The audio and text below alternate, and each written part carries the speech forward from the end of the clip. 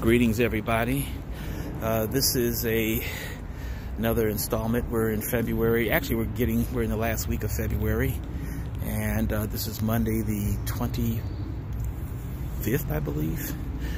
Anyway, this is another Chronicle of Rise installment, and today, as we did our last session, we were basically dealing more with not so much with the exercises, but with just some orientation. So I guess some of these will be more orientation, and then we'll get into some exercises once people have orientated themselves concerning the time that we're in.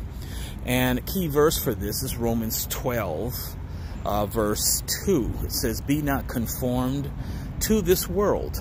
And that word for world is eon and not cosmos.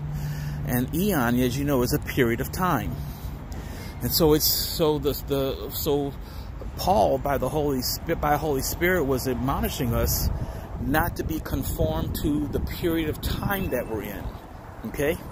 And so that's a challenge for us right now, not to be conformed, because when you're conformed to a particular period of time, then when God brings in a new thing, you try to function and manage yourself and what's around you within that new thing based on the time that you have been in previously.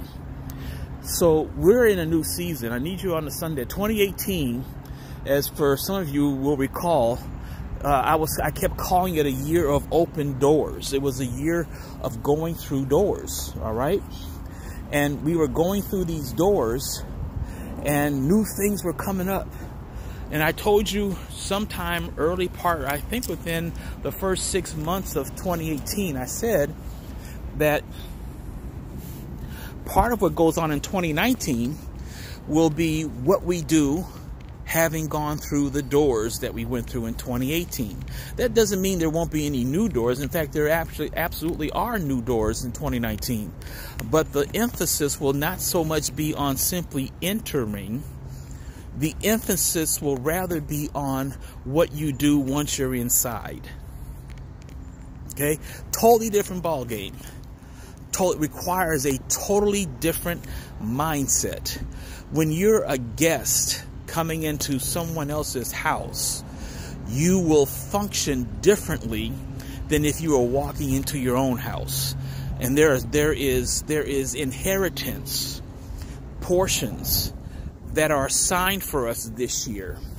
And those inheritance portions are like we're supposed to take a managerial mindset into these areas, which means it's just like the children of Israel. When the children of Israel were given the land, they couldn't just simply act like they were aliens and foreigners. Okay, how do we do this? And, we don't want to go too far because, back then, if you were from another country, you had no human rights. And I know some people are equating nowadays, they're trying to attach human rights to citizenship rights.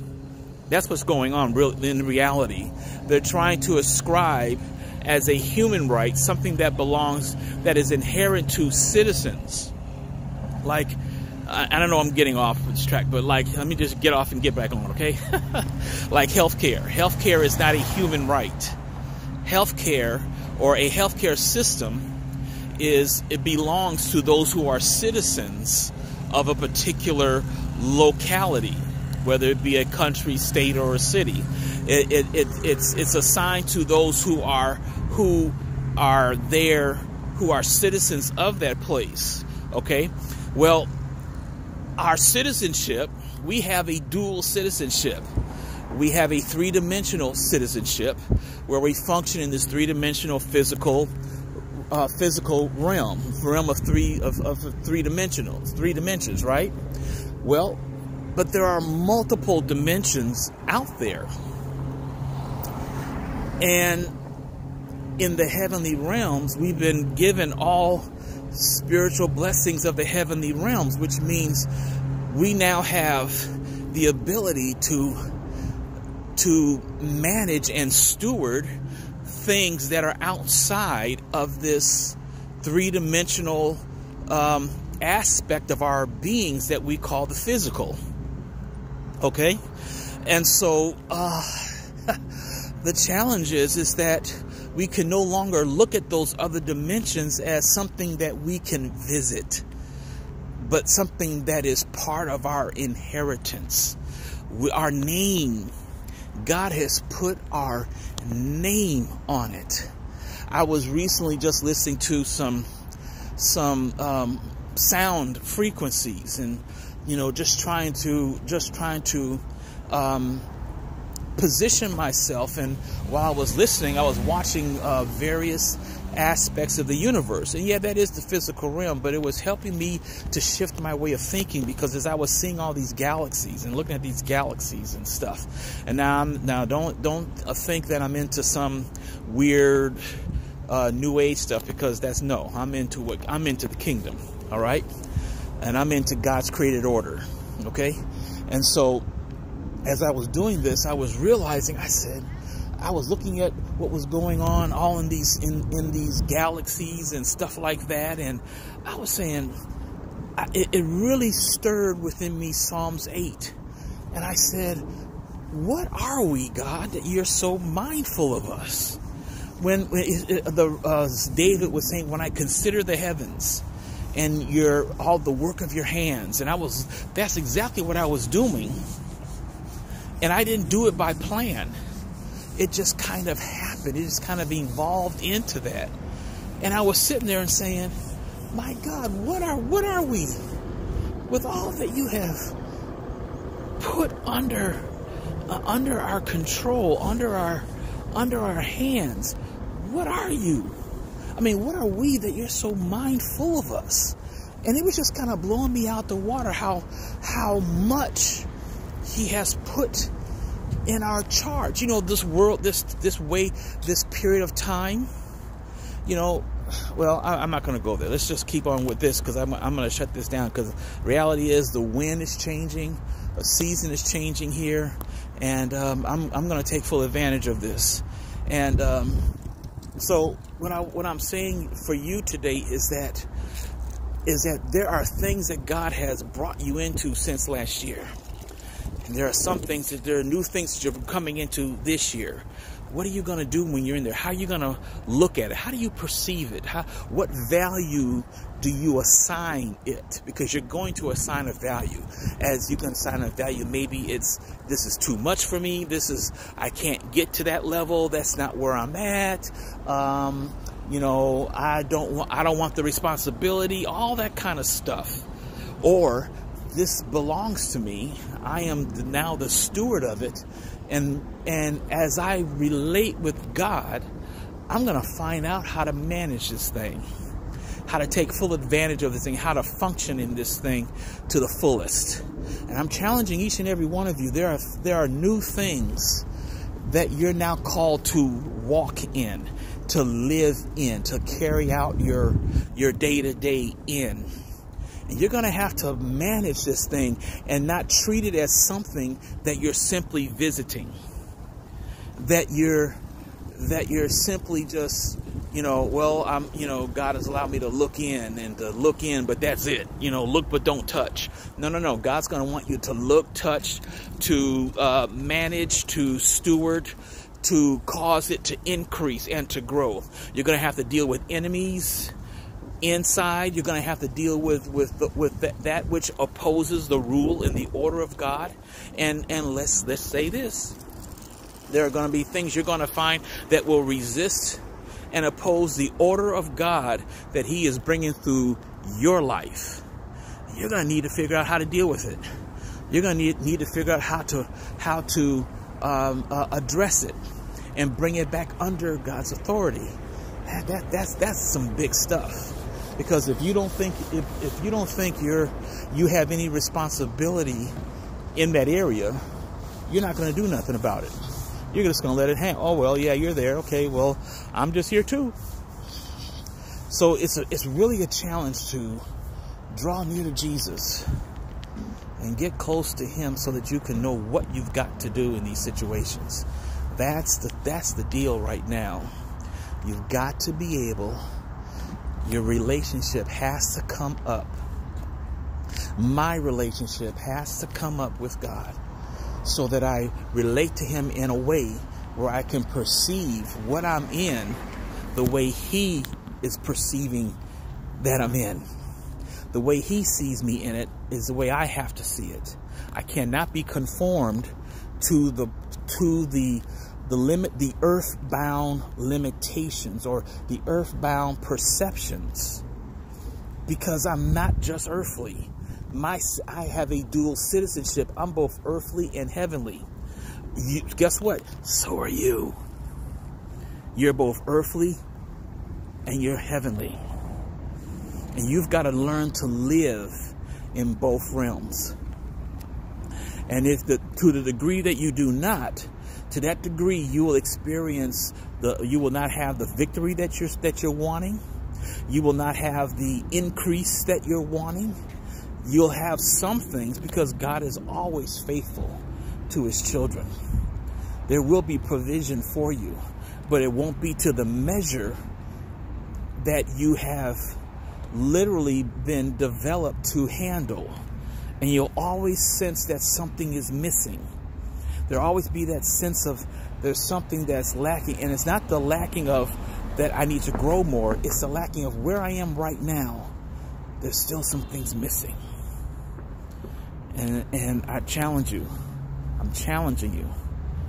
Learn to relate with Jesus more. Go for it. There are things that Jesus will have you walk through. Think about this real quick, and then I'm going to shut down. Remember when Jesus was baptized at the River Jordan? And the Father spoke from heaven and said, "This is my beloved Son in whom I am well pleased." And everybody heard it. And it said, immediately the Spirit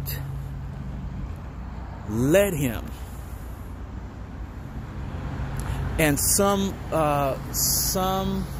translations say, don't use the word led, it says drove him into the wilderness to be tempted by the devil. In other words, God is saying, where you are, Jesus, I am well pleased in you, right where you are. And then he has to now deal with the structures of government,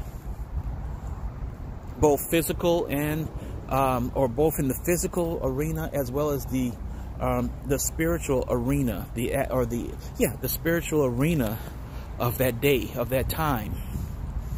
And so he is literally driven into the wilderness to be tempted by the very forces that hold that period of time in check.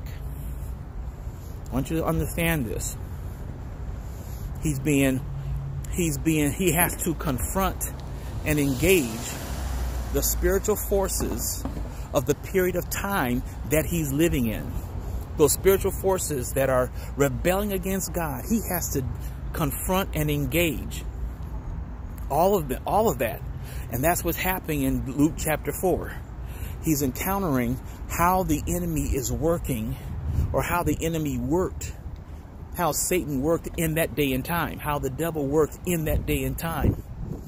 And it talks about, if you really get into the text and the language that's used, you're going to find out that it's having to do with frequencies, sound frequencies, and how different sound frequencies affect territories, how it affects individuals, how it affects groups, how groups of people can be aligned by a frequency of sound, a certain frequency vibrations, and they can come into alignment with that, and you have your group think, where it's like, I don't know why I'm thinking like this, but it just seems like to be the way to think about it. And you're coming into this mass or this mob mentality, where because everybody else thinks that way, well, I don't see why I shouldn't. And then if you try to think differently, then the mob turns on you. And so you're going to see that from Luke chapter 4 on, where he begins to, not just in the temptation of Luke chapter 4, but when he passes that temptation, that series of temptations or tests, temptations from the devil's side, tests from God's side, he goes in and in the power of the Spirit, and he confronts the very governmental structure of the kingdom of darkness that was operating at that period, that eon, that period of time. So I'm just challenging you guys to really get close, draw near to God. You make the decision. Don't wait for him to come near you. You draw near to him. Remember, like the word wait, the biblical meaning of wait is to draw near. Draw near to him. Don't sit there and say, well, I'm just waiting on God. No, you're not. Don't believe that. You're not. Draw near to him. That's waiting on God. Okay? Draw near to him. Hear from him. Let him tell you what's going on. Let him tell you about what you're in the midst of and what's going to happen. And when he tells you certain things that you don't want to hear, don't be like Peter in Matthew 16, where after he got the revelation that Jesus was the Son of God, it's like, oh, when Jesus began to tell him, well, this is what's going to happen, Peter said, no. And at that moment, he takes on the mindset of Satan. He takes on the mindset of Satan, and he loses the image of God. And this is something that we'll get into, Lord willing, over time. He loses at that moment the image of God, and he chooses to take on the image of Satan at that moment. Okay? And God is looking for his image in us. Remember, man was created in God's image and after his likeness. And from time to time in history, and even now, there is always this push to become something that God has not said we are. It is a push. Again, it has to deal with frequencies of sound that get us to come into agreement with a certain mindset. Okay? It's at a quantum level. Yeah, it's at a quantum level, but it's all proven, and it's in the Word. It is biblically based. This stuff is biblically proven, and now science is finally coming into alignment with what God has said. What God has said in his Word is all there. We just have to open our hearts and let God tell us, yeah, it's right there. It's right there. Okay? So this is what it's all about. Anything that I say in this video and in every other one I do, my encouragement to you is whether it resonates with you, whether you say, wow, I felt that. You need to go before God and say, Lord, I felt this, but is this what you want me to address? Or how is this supposed to apply to me? How am I supposed to actually take this and work this? You know, or if you totally disagree with it, you say, no, boy, this man is crazy. You should take that to God too. Say, Lord, this dude was saying this, and he was giving your word, and my heart said no. Father, what do you say? How am I supposed to relate to those words, to that what that brother was sharing? How am I supposed to relate to it? Let God tell you what he wants you to engage in. It ain't up to you. It's up to him. So take time out today, or whenever you hear this or listen to this, take time out and just get before him and ask him, what do I do with this? What do I do with what he said? Okay? And that goes for anybody you're listening to. That's for anybody. Most people just won't say it. Most people just won't say it. Okay? So with that said, I'm going to end this right here, and we're going to move on. And again, you will be getting some exercises. We're going to really go into some heavenly realm things. I've still got a bunch of scrolls that have to be given out, and I'm waiting on God for direction and guide. Now I'm drawing near. I have to draw near to Him in that respect concerning these scrolls to know how to distribute them. If you want to know, if you want to see how I've distributed 4 of them, then go back to some of my old videos, and you can see where I actually did a distribution of 4 scrolls. And so you can, and then so I'm waiting on now for the next instruction, because I'm not going to do these things haphazardly. I want to make sure that from my perspective, I'm doing what God wants, okay? Because He's the one who gave it to me. All right? God bless you all. Have an excellent day.